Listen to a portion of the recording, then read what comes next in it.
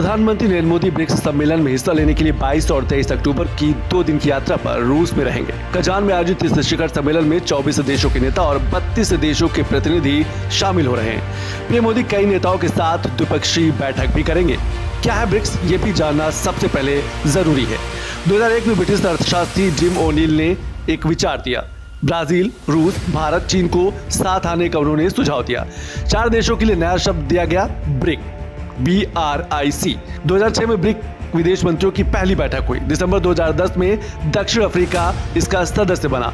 दक्षिण अफ्रीका के शामिल होने के बाद ब्रिक बन गया ब्रिक्स। 2023 में 40 देशों ने ब्रिक्स में शामिल होने की इच्छा जताई थी। 2023 में ब्रिक्स में 6 नए देशों को शामिल किया गया, जिसमें मिस्र, इथियोपिया, ईरान, UAE सदस्य बने। ब्रिक्स समूह अपने वार्षिक शिखर सम्मेलन में अपनी प्राथमिकताएं और फैसले तय करता है। ब्रिक्स समूह की वैश्विक प्रभाव की बात करें तो इसमें 10 सदस्य देश हैं। आबादी लगभग ब्रिक्स की 3.5 बिलियन है। कुल जनसंख्या की बात करें ब्रिक्स देशों का तो लगभग 45% है। अर्थव्यवस्था की बात करें तो $28.5 ट्रिलियन ब्रिक्स देशों की अर्थव्यवस्था है। विश्व की अर्थव्यवस्था में लगभग 28% का योगदान देते हैं। ईरान, UAE के शामिल होने के बाद तेल उत्पादन में भी मजबूती आई है। तेल उत्पादन में ब्रिक्स लगभग अब 44% के ऊपर पहुंच गया है। अपनी स्थापना के बाद से लेकर अभी तक ब्रिक्स ने सदस्य देशों के बीच कई मोर्चों पर भागीदारी को बढ़ाया है। तो न्यू डेवलपमेंट बैंक जैसी शुरुआत से वित्तीय समस्याओं के मोर्चे पर भी बड़ा कदम उठाया गया है। 2014 में न्यू डेवलपमेंट बैंक की स्थापना की गई।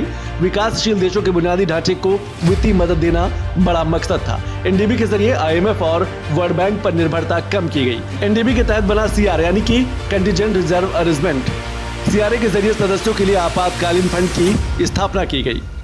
ब्रिक्स की बैठकों से सदस्य देशों को कई तरह का सहयोग और निवेश मिलता रहा है। साथ ही कई सामाजिक आर्थिक मुद्दों पर भी समाधान खोजने की कोशिश की गई है। इसके तहत विज्ञान, तकनीकी, नवाचार सहयोग पर भी फोकस किया गया। संयुक्त अनुसंधान विकास पर भी बल दिया गया। विज्ञान, प्रौद्योगिकी, नवाचार नेटवर्क पर लगातार मिलकर काम किया गया। आतंकवाद, साइबर सुरक्षा, शांति पर भी फोकस किया गया। डॉलर पर निर्भरता कम करने पर बड़ा फोकस रहा। सदस्यों के बीच स्थानीय मुद्रा में व्यापार को बढ़ावा दिया गया। तेजी से बदलती भू राजनीतिक व्यवस्था में ब्रिक्स समूह की अहमियत और ज्यादा बढ़ गई है। दुनिया में 2 बड़े संघर्ष चल रहे हैं, जिसकी छाया में इस बार का ब्रिक्स सम्मेलन हो रहा है। और इसलिए इस बार ब्रिक्स की थीम है वैश्विक विकास और सुरक्षा के लिए बहुपक्षवाद को मजबूत करना रखा गया है।